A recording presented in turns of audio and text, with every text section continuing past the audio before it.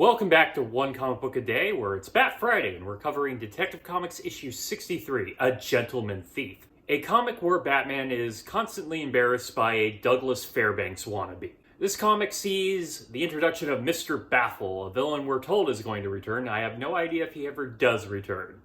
He is, as I said, kind of looks like Douglas Fairbanks. He is a gentleman thief.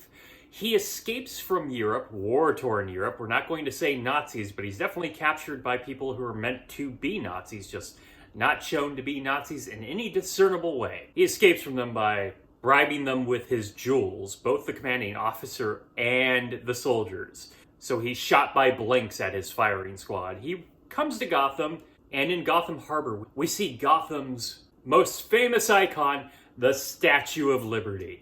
You would think that would be in New York, which still exists in the DC universe. Actually, I'm a little unclear on that right now. They haven't mentioned New York. Actually, I think he was in New York before they ever mentioned Gotham. It had to be somewhere in the DC universe. He is almost immediately accosted by two stick-up men on the top of a building. Usually you don't try to rob somebody on the top of a building because you have to go through the entire building, usually through stairs or elevators, which are confined spaces to get away.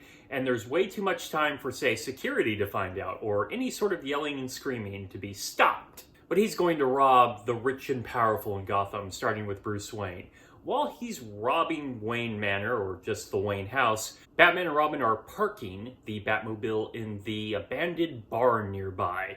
Yeah, this is where he keeps the Batmobile because he doesn't have a Batcave yet. This is going to lead to problems because eventually teens are going to be looking for a place to get drunk and party, and they're going to go to the abandoned barn, and then all hell will break loose. Mr. Baffle is nonplussed at meeting Batman, which makes sense. He completely outsmarts and outmaneuvers Batman constantly in this fight, to the point Batman literally runs into a door he slams.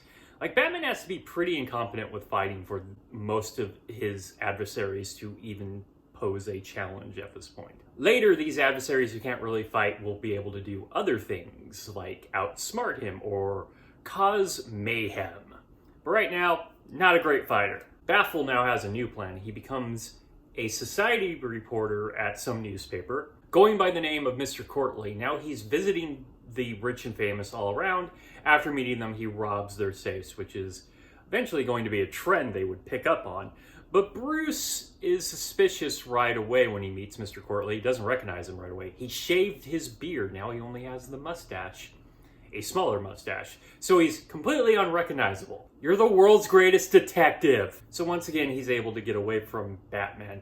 Then he's just actively claiming he is Batman, which blows up in his face because, and here's a fascinating thing, he is using sandpaper to shave down his fingertips, not to erase his fingerprints, to make his touch so sensitive that he can feel the tumblers and safes. I have no idea if this is a real thing. I doubt it is, and it seems really useless, and as it proves for him, a really good indicator that he's the criminal. Bruce's girlfriend, Linda Page, who we haven't seen in a while, sees this when she shakes his hand and figures out that he is in fact the gentleman thief.